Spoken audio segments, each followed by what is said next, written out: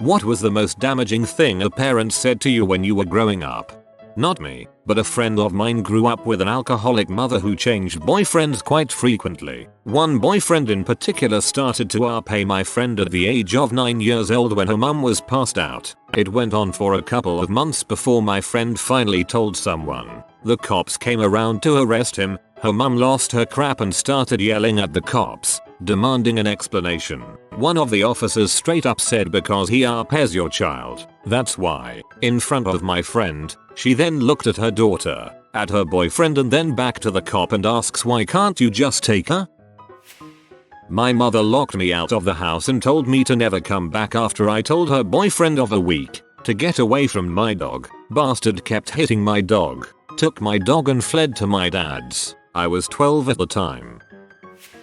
When I was a kid, my dad used to hit me. I had to help him with his work constantly, and when I did something wrong he would either mimic hitting and towering over me, and if he'd gotten angry enough, just hit me. Anyways, after a while I started flinching over every sudden movement he did near me, and sometimes it was so bad that I dropped something or literally injure myself by moving into something. He thought it was funny. He made jokes to other people about how you didn't have to even touch me to injure me. I'd do it to myself. I was just a kid back then. It took me a couple of years to realize how wrong the whole situation was. The reason why I flinched was because I was afraid there was a slap or a punch or even a kick coming my way. That was just the first thing of many that popped into my mind. What sucks is that I get these flashbacks of his actions and sayings sometimes, some that my mind had suppressed, and they just make me so angry.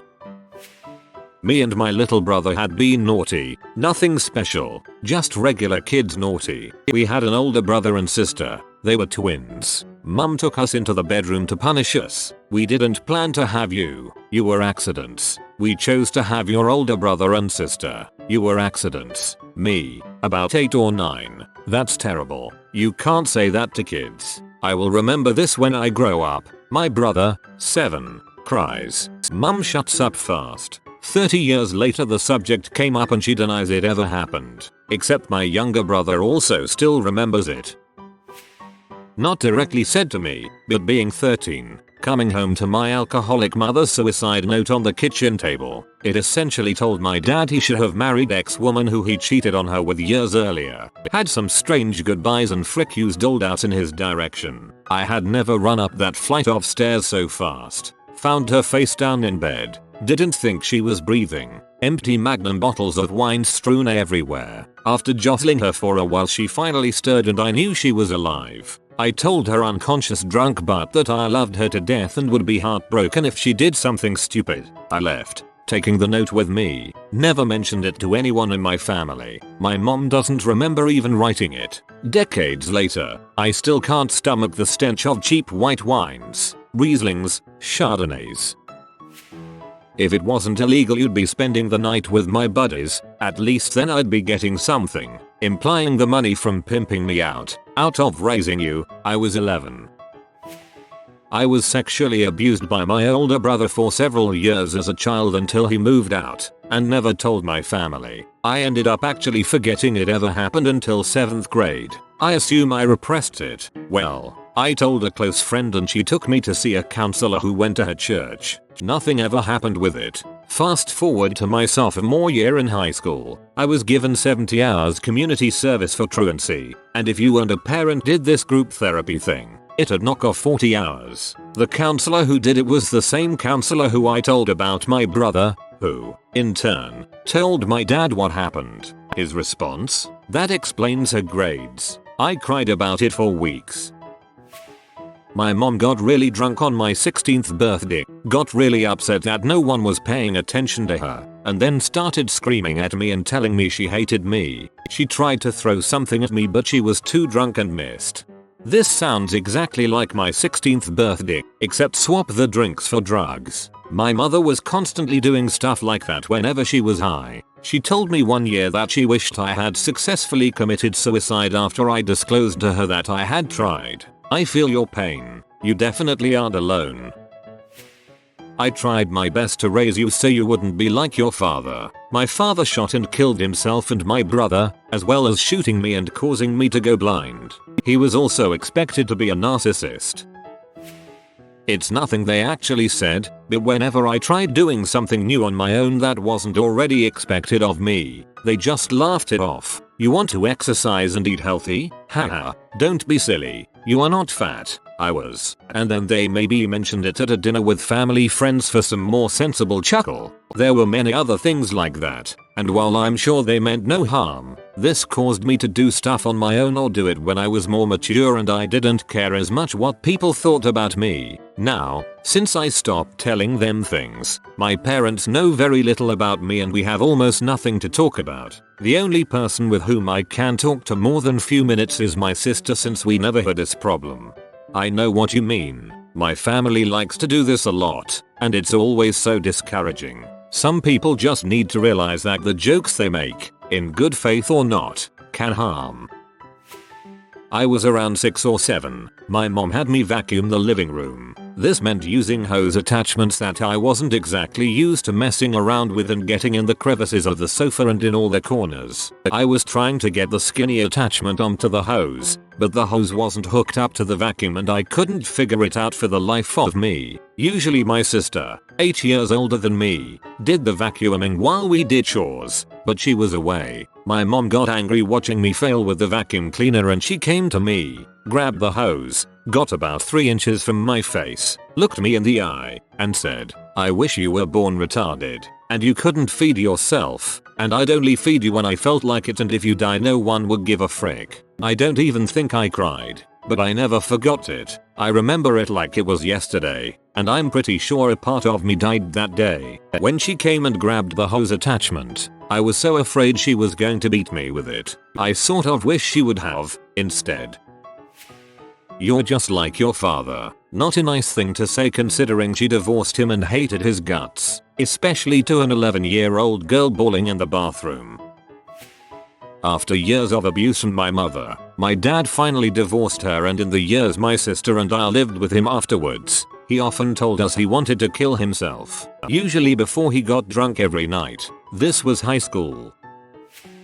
My mom told me a lot. "Why are you so weird? Why can't you be normal?" I was an introverted kid who was in pain from her alcoholic father being a C and making home life miserable. We lived too far for me to leave the house to visit the town center or any friends, so I was trapped in my own heck for years. Now I'm still weird. I have a chronic illness and I'm just an oddball, but I am at least happy. My mother regrets saying those things. She didn't know how hard it was on me. It was hard on her too, and I forgive her. She's grown a ton as a person too, and I respect the heck out of her for all she's done for my sis and me. We're very close now. 3.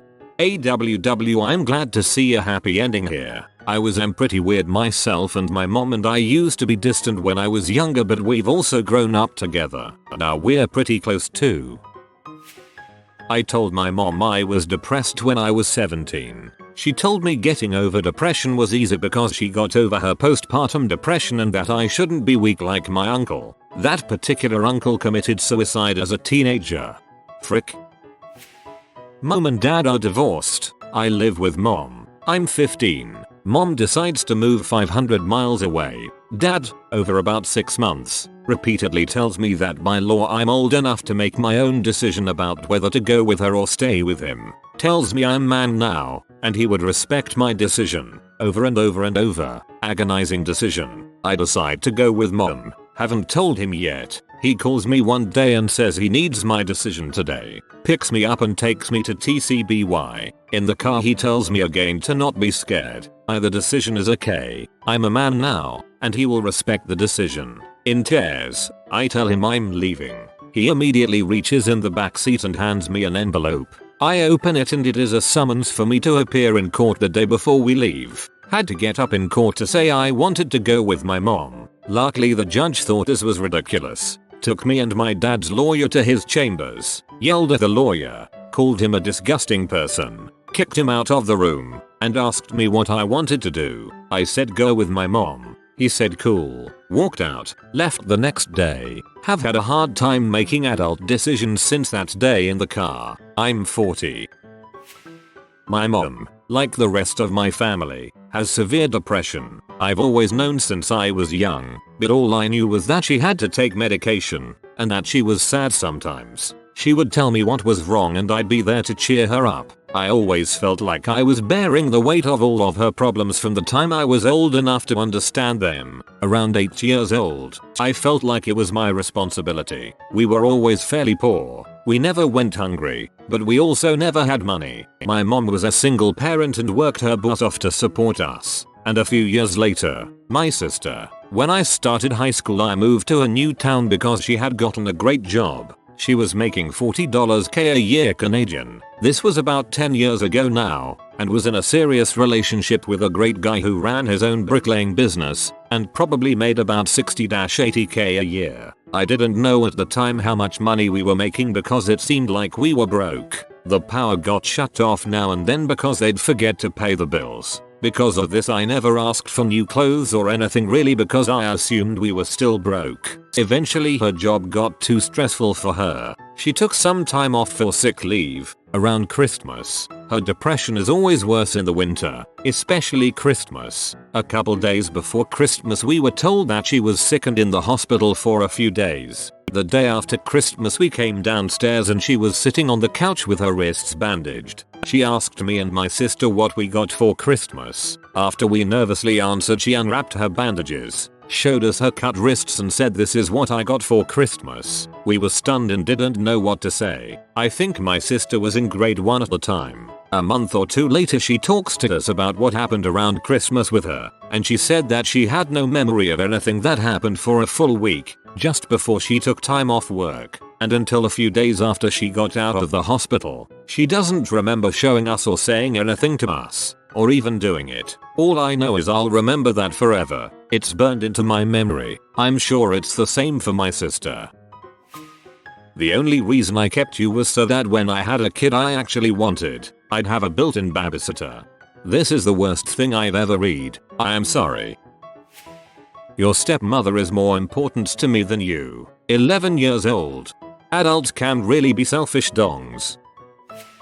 My stepdad is the freaking worst human being on the face of the planet. I was the little red-headed stepchild growing up. The sorts of things he said to my sister, my brother, and I are awful and made us all feel like garbage. He valued appearance over all other things, which meant his 2 pretty daughters always got preferential treatment over us. Only 2 of you can go. 1 of you has to stay here. That doesn't sound like much, but it's what it did to us that damaged us the most. That was his rule for the 3 of us visiting with our father. The excuses for why 1 of us had to stay home varied and never held much weight, but we were young and we couldn't do anything. My dad never said anything to them about it, which was worse. My mom stood by and agreed with him. It would have been okay if it worked on a rotation, but it didn't. What ended up happening was an alliance between my sister and brother, where they'd plan to go with my dad and make plans with him without telling me. They'd tell him that I was okay with it. I wouldn't know he was coming until he got there. My mom and stepdad never stopped this. They knew what was going on and they still let it happen. They wanted it to happen,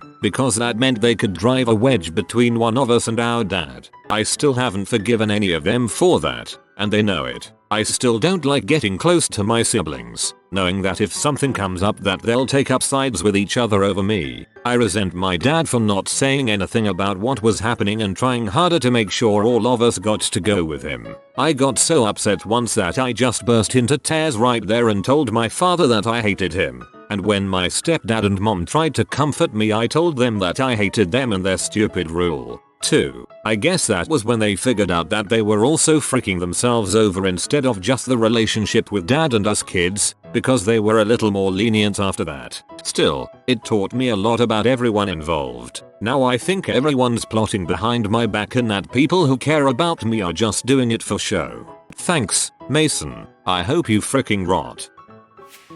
After my sister and I was 10, she was 8, told my mother we had been groped by a family friend. She bought us the new Muppets movie and said just don't think about it. She and my stepdad continued to be friends with the man and had him over frequently. I still feel a lot of guilt because I didn't protect my sister and we've never really talked about it since. I still wonder if I should bring it up with her, but I'm afraid she's moved on from it or doesn't remember it and I don't want to stir things up. I resent my mother for not protecting us, taking what happened seriously. Our relationship has always been fraught. Just don't think about it. I still think about it all the time. Not something they said, more like didn't say. When I was 5 I was taken to the hospital for countless research sessions. Then afterwards I received pills that I needed to take every single morning before going to school. I never questioned any of this, but my parents never said anything about it for over 7 years. Turns out that I had been diagnosed with ADHD, and that I was being given Ritalin. I spent my entire childhood feeling weird and out of place among kids my age, since it was obvious that my behavior was entirely different from theirs, and everyone was able to do a lot of things I couldn't. Instead of sitting me down to explain the situation and explain that some kids are just different from others and that nothing's wrong with that, they simply watched and did nothing while I convinced myself that I'm a completely malfunctioning kid who will never fit in with anyone. I later found out I had ADHD, started doing research, stopped taking Ritalin and consciously changed my routines and social behavior so that I'd function better in school. I'm now 24, have a college degree, and have a job that I excel at. All this took was some documentation about how my brain works. My parents probably never told me anything about it because they didn't want me to feel like I was different, but the effect was exactly opposite to that intention. The day I started researching ADHD was the day I became a useful human being. When I was really young, 5ish, my dad got us a dog named Sammy. After just a few short weeks, Sammy dug in my dad's garden and he brought it back to the pound. When running, our hose would make random squeaking noises that my father decided to tell impressionable young me were the sounds of Sammy crying for me because he was tied to train tracks. Growing up, my mom always told me, "You're not a pretty girl, you're not a smart girl, you're not a funny girl, that's not meant for you," that meaning having a boyfriend or getting married. Overheard my mom say to my aunt that sometimes when she spanked me she didn't want to stop. "I can't decide between now that you are big enough you can speak with us, and you are worthless." Well, this is gonna be different, but they told me, constantly, that I was brilliant, far smarter than everyone else and that I would do great things with my life. Not just my parents though, every teacher, parent and other adult that came into contact with me. I'm not trying to whine about being encouraged, but when I was 13-14 years old and had been told these things for years and I really never did anything to deserve it, it just made me feel insanely bad for everyone else who struggled, and in extension ashamed of myself for not actually being as great as everyone told me I was. It fricked me up and made me not give a dang about what I actually did, which ended up being pretty much nothing. "You're so smart," ad nauseam. Fast forward 30 years, and I don't even know what work ethic is. Never had to try much, and now real life has kicked me in the butt.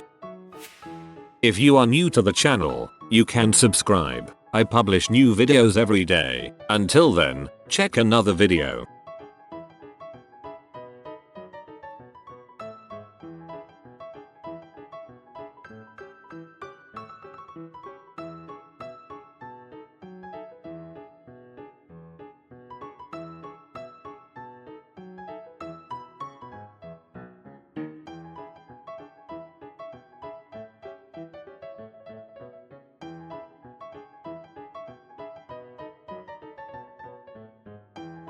Bye for now.